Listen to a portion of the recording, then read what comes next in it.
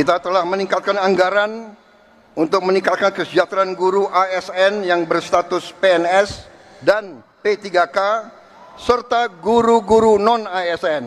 ASN mendapatkan tambahan kesejahteraan sebesar 1 kali gaji pokok. Guru non-ASN nilai tunjangan profesinya ditingkatkan menjadi Rp2 juta per bulan. Gaji pensiun PNS Februari 2025.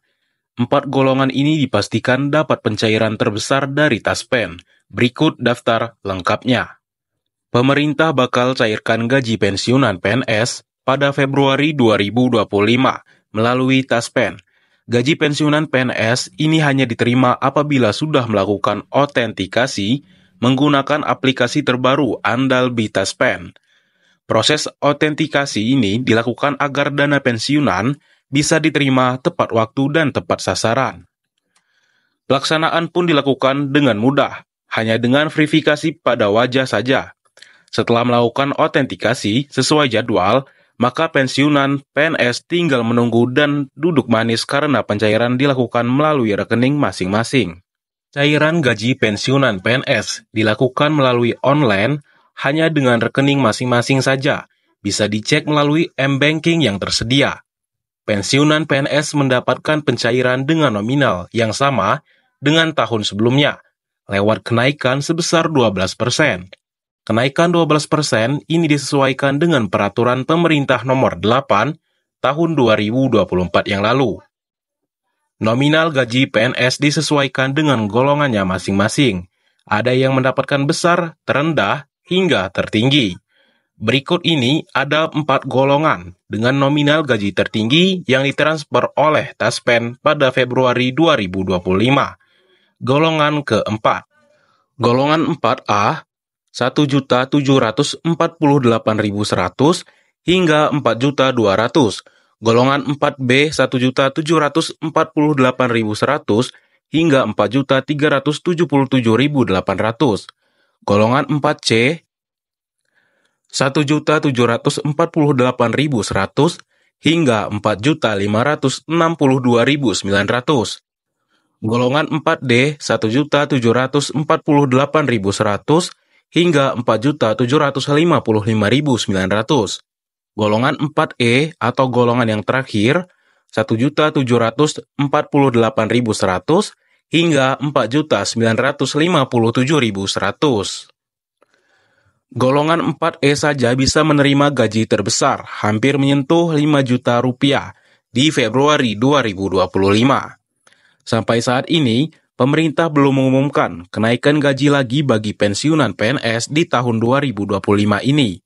Sehingga, masih mengacu pada tahun sebelumnya, selain gaji pokok tersebut, pemerintah juga pencairan berbagai tunjangan bagi pensiunan PNS. Tidak hanya pensiunan PNS, namun keluarga juga bakal mendapatkan kesejahteraan melalui tunjangan tersebut.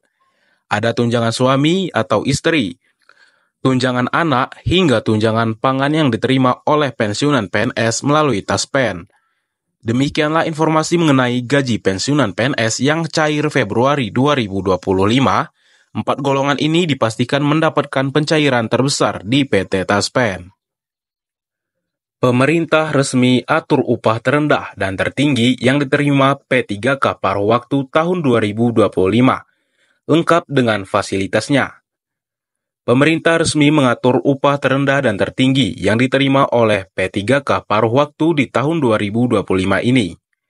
Status P3K paruh waktu ini ditunjukkan bagi tenaga honorer yang terdata base BKN dan mengikuti seleksi P3K namun tidak dapat memenuhi kebutuhan formasi yang dipilih. Aturan pengangkatan tenaga honorer menjadi P3K paruh waktu ini sudah diresmikan berdasarkan keputusan Menpan RB nomor 16 tahun 2025. Keputusan tersebut mengatur tentang syarat, jabatan yang diisi, kontrak kerja hingga pengupahan yang diterima. Syarat tenaga honorer yang dapat memenuhi jabatan P3K paruh waktu hanya bagi yang terdata base BKN dan sudah mengikuti seleksi CPNS 2024 namun dinyatakan tidak lulus. Selain itu, bagi yang telah mengikuti seluruh rangkaian seleksi P3K tahun 2024 yang lalu, tidak dapat mengisi lowongan kebutuhan. Masa perjanjian P3K paruh waktu sendiri adalah 1 tahun yang akan diperpanjang sampai nantinya diangkat jadi pegawai dengan status penuh waktu. Jangka waktu bekerja dan jam kerjanya akan disesuaikan dengan ketersediaan anggaran maupun karakteristik pekerjaan. Untuk masalah pengupahan yang diterima oleh P3K paruh waktu sudah terdapat pada Dektum ke-19. Disebutkan bahwa upah paling sedikit diterima oleh P3K paruh waktu sesuai yang diterima saat menjadi pegawai non-ASN. Paling besar akan disesuaikan dengan upah minimum yang berada di satu wilayah. Jadi tergantung dengan kemampuan anggaran di instansi pemerintah tempat pegawai paruh waktu bekerja. Sumber pendanaannya sendiri berasal dari belanja pegawai sesuai dengan ketentuan peraturan perundang-undangan. Dalam Diktum ke-21 disebutkan bahwa P3K paruh waktu juga mendapatkan upah dan fasilitas sesuai dengan ketentuan perundang-undangan yang telah ditetapkan.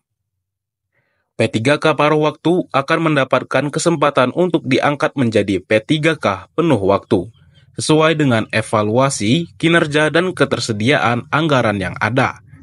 PPK, Pejabat Pembina Kepegawaian, berhak untuk mengusulkan P3K paruh waktu sebagai kebutuhan Menpan RB dan disetujui oleh Kepala BKN. Demikianlah informasi mengenai pemerintah yang resmi mengatur upah terendah dan tertinggi bagi P3K paruh waktu tahun 2025, lengkap dengan berbagai fasilitasnya. Nah oke, mungkin cukup sekian dulu untuk informasi hari ini. Semoga bermanfaat dan semoga membawa angin segar untuk kalian semua. Semoga kalian suka dengan video ini, silahkan kalian like dan komen sesuai dengan isi video ini. Kemudian admin juga atau saya akan membalas satu persatu komentar kalian masing-masing. Oke, saya pamit undur diri. Assalamualaikum warahmatullahi wabarakatuh.